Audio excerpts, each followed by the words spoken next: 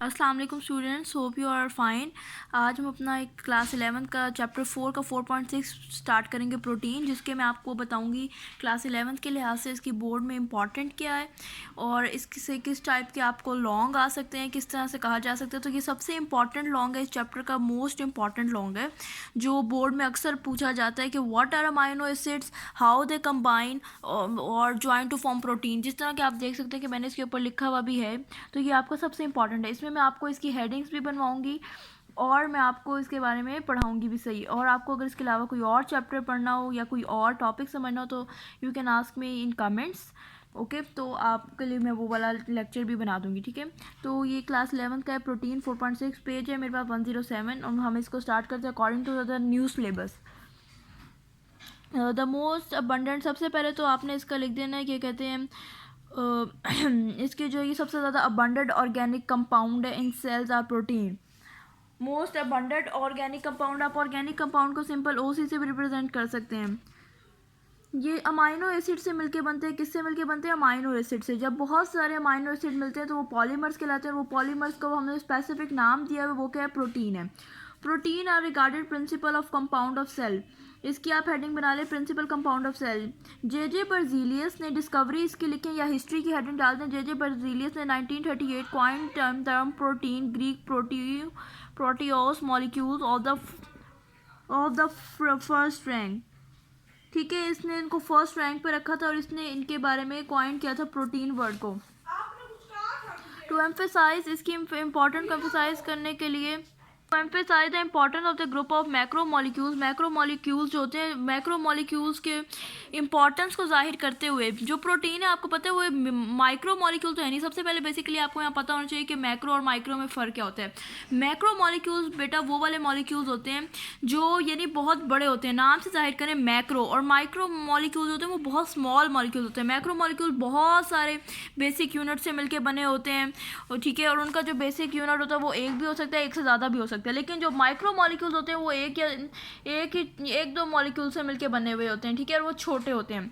जैसे ग्लूकोज है वो हमारे पास माइक्रो मॉलिक्यूल है, जबकि स्टार्च है वो हमारे पास मैक्रो मॉलिक्यूल है। तो ये आपने याद रखना है कि मैक्रो और माइक्रो में क्या फ़र्क है, ये भी आपको शॉर्ट में पूछा जा सकता है।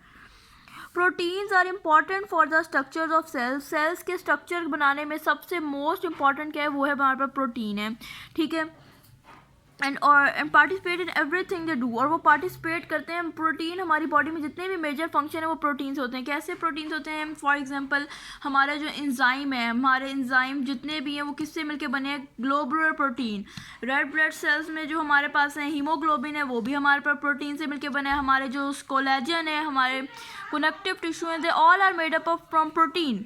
हमारे हेयर्स, हमारे नेल्स, ये सारी चीज़ें हमारी प्रोटीन से मिलके बनती हैं, ठीक है। जो आजकल कैरेटिन हम करवा रहे हैं, तो कैरेटिन इज अ प्रोटीन जो हम आर्टिफिशियली अपने सेल्स को प्रोवाइड करते हैं। तो अगर आप प्रोटीन ही खा लें तो आपके हेयर्स अच्छे से ग्रो कर जाएंगे, ठीक है। आपके हेयर्स, आपकी बॉडी, हमारी बॉडी को प्रॉपर फंक्शनिंग के लिए प्रोटीन जो है बहुत ज़्यादा ज़रूरी है।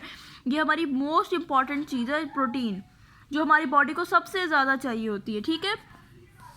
In they act as building block of life. But how protein act as the building block of life, यहाँ से ये क्वेश्चन बन सकता है, तो आपने इसको जहन में रखना है। साइड बॉक्स की तरफ देखें, हमारे बुक में diversity in biological word is the reflection of diversity of structure and function that exist in protein. जो भी डाइवर्सिटी है बायोलॉजिकल वर्ड में, ये मैं आपको आगे बताऊंगी। ये यहाँ इन्होंने दे दी है, हालांकि आपकी बुक में, इस बुक में बहुत ज़्यादा बेतरतीब चीज़ें रखी हुई हैं, ठीक है। ये वाला जो है हमारे पास डाइवर्सिटी वाला, वो ये है, ठीक है। आप यहाँ देख भी सकते हैं, अगर ये फोकस आज हो जाए तो ये देखें। ये वाला जो टॉपिक है आपके पास, पेज नंबर बता देती हूँ मैं आपको, 113 पे जो हमारे पास है, इसमें जो हमारे पास टॉपिक है, इसके ऊपर आप देखें ये जो मैंने लिखा हुआ है, फंक्शनल और diversity, role of protein in life. आगे चलते हैं स्ट्रक्चर ऑफ प्रोटीन की तरफ। स्ट्रक्चर ऑफ प्रोटीन में हमारे पास क्या है, देखें। Proteins are the polymer form by the interlinkage of, हमारे पास स्ट्रक्चर ऑफ प्रोटीन है। स्ट्रक्चर ऑफ प्रोटीन बेसिकली, इसको पढ़ने से पहले मैं आपको एक बात बता दूं, हमारे पास मेजर प्रोटीन जो होती हैं, जो हमने क्या कहते हैं डेरिवेट की हैं, जो सब क्लासेस हैं, वो है 170, ठीक है।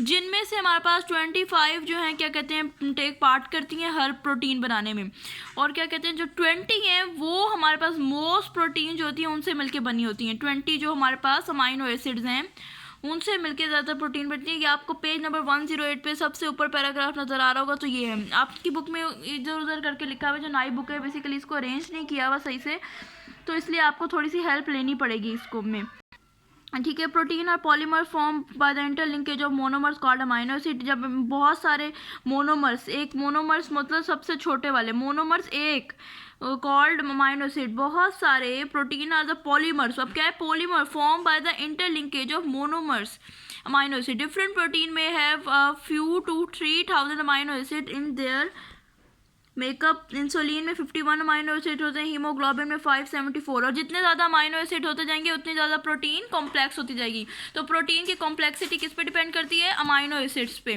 जितने ज़्यादा अमाइनो एसिड्स के नंबर होंगे उतनी ज़्यादा चीज़ क्या हो जाएगी, हमारी कॉम्प्लेक्स हो जाएगी। Insulin is haemoglobin is much more complexer than insulin, ठीक है। तो इसमें आपने बता देना कॉम्प्लेक्सिटी। अमाइनो एसिड्स, अब अमाइनो एसिड्स क्या है, amino acids a basic structure unit of protein. Structure unit है प्रोटीन का, it is an organic compound है, मॉलिक्यूल है, in which 4 groups, amino group यानी NH2, a carboxylic group, a hydrogen group, a side group R attach to the same carbon, एक ही carbon के साथ attach होते हैं। इसका मैं स्ट्रक्चर आपको यहाँ बना के दिखाती हूँ।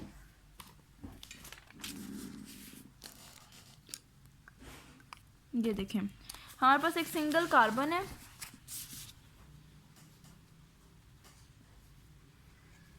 इसके एक तरफ हमारे पास अटैच होगा COH कार्बोक्सिल ग्रुप, ये हमेशा इसी तरफ अटैच होगा, ये हमेशा राइट साइड पे अटैच होगा।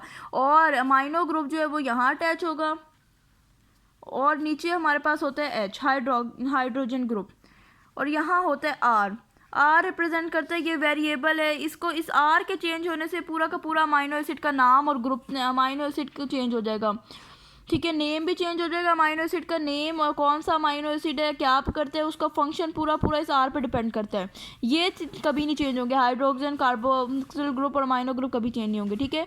और यही इसका जनरल फार्मूला है। अब अगर मैं इस R की जगह पे यहाँ COOH H NH3 NH2 और यहाँ मैं H लिख देती हूँ, तो ये हमारे पास सबसे पहला सिंपलेस्ट, ये हमारे पास सिंपलेस्ट है, सिंपलेस्ट प्रोटीन है, जिसको हम क्या कहते हैं, सिंपलेस्ट प्रोटीन है, इसको हम क्या कहते हैं, ये हमारे पास आपके बुक में भी यहाँ दी हुई है, ये रही। सिंपलेस्ट प्रोटीन का हमारा नाम है ग्लाइसिन, इसका नाम ग्लाइसिन है। अगर मैं यहाँ मिथेन कब लगा दूंगी, अगर देखें तो LN9 बन जाएगा, ठीक है। क्या बन जाएगा, LN9 बन जाएगा। और ये अगर आपसे पूछा जाए write down the general structure of a protein, तो उसमें आपने ये लिखना है, इधर आ रही ऊपर आपने बताना है क्योंकि जर्नल है। और आपने याद रखना है कि जो कार्बोक्सिलिक ग्रुप है वो हमेशा लेफ्ट साइड पर आएगा, अमाइनो ग्रुप हमेशा राइट साइड पर आएगा। हाइड्रोजन को आप इधर भी नीचे भी लिख सकते हैं, ऊपर भी लिख सकते हैं, ये आप पे डिपेंड करता है। आगे चलते हैं, टाइप्स इन नेचर। ये मैंने आपको बता दिया कि although many different amino acids occur in nature, about 170 type of amino acid have been reported to occur in living organism in cells or tissue। 170 types हैं जो हमारी बॉडी में आते हैं, ये उनकी हमारे पास ये डेरिवेटिव हैं, सब क्लासेज हैं, जिनमें से सिर्फ 25 अमाइनो एसिड जो है वो बिल्डिंग यूनिट्स ऑफ प्रोटीन बनाते हैं, और 20 जो है वो बहुत ज़्यादा यूज़ होते हैं। 5 तो ऐसे हैं कभी कभी आ जाते हैं, लेकिन जो 20 है ना वो बहुत ज़्यादा यूज़ होते हैं।